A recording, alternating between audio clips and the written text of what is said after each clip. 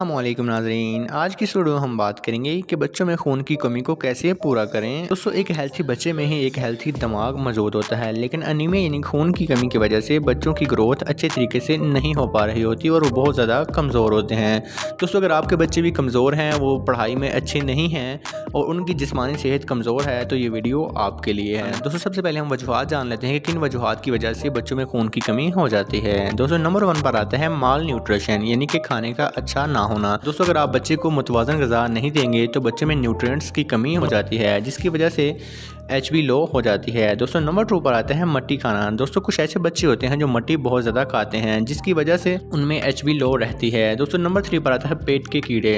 दोस्तों, जो बच्चे ज़्यादा मट्टी खाते हैं उनमें पेट के कीड़े पैदा हो जाते हैं और ये पेट के कीड़े जो भी बच्चा खुराक खाता है उसमें से जो भी न्यूट्रिएंट्स मिलते हैं वो ये कीड़े खा जाते हैं और बच्चे को अच्छे तरीके से ग़िज़ा नहीं मिल पाती, जिसकी वजह से बच्चों में खून की कमी हो जाती है। दोस्तों, नंबर 4 पर आएगा थैलेसीमिया। दोस्तों, ये एक ऑटो इम्यून डिजीज़ है, इसमें बच्चे की एचबी हमेशा लो रहती है।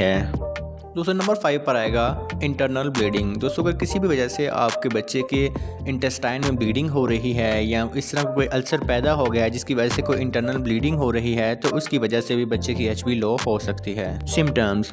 दोस्तों, अगर किसी बच्चे की एचबी बहुत ज़्यादा लो है तो इसका कलर बहुत ज़्यादा पीला हो जाता है, इसको सांस बहुत ज़्यादा फूलेगा और वो जिस्मानी तौर पर पेल नज़र आएगा। अगर उसकी आंखें बंदा गौर से चेक करे तो उसकी आंखें बिल्कुल वाइटिश हो जाती हैं। जब बहुत जल्दी थक जाता है और किसी भी काम करने को उसका दिल नहीं करता और वो बहुत ज़्यादा ढीला डाला रहता है। डायग्नोज। दोस्तों, अगर आप जानना चाहते हैं कि आपके बच्चे की एचबी कितनी है तो इसके लिए एक सिंपल सा टेस्ट होता है जिसे सीबीसी कहते हैं, यानी कि कंप्लीट ब्लड काउंट। दोस्तों, इस टेस्ट के अंदर आपके बच्चे की पूरी एचबी आ जाती है और उसकी नॉर्मल वैल्यू भी आ जाती है कि बच्चे की एचबी कितनी होनी चाहिए और मौजूदा एचबी कितनी है। ट्रीटमेंट। दोस्तों, इसमें सबसे पहले आपने बच्चे को डिवर्म करना होता है। डिवर्म का मतलब है कि आपने पहले बच्चे के पेट के अंदर जो कीड़े हैं उनको ख़त्म करना है। इसके लिए एक मेडिसिन आती है।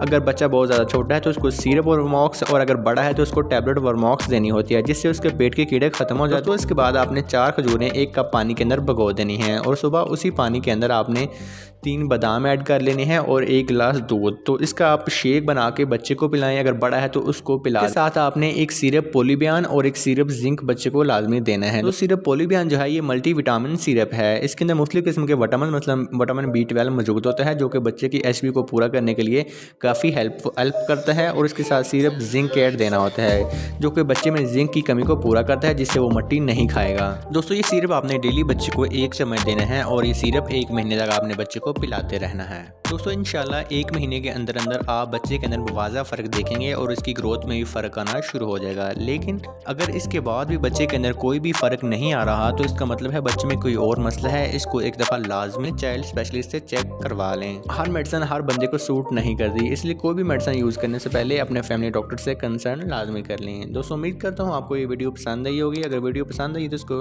लाइक और शेयर कर दें। फिर मिलते हैं एक नई वीडियो के साथ। तब तक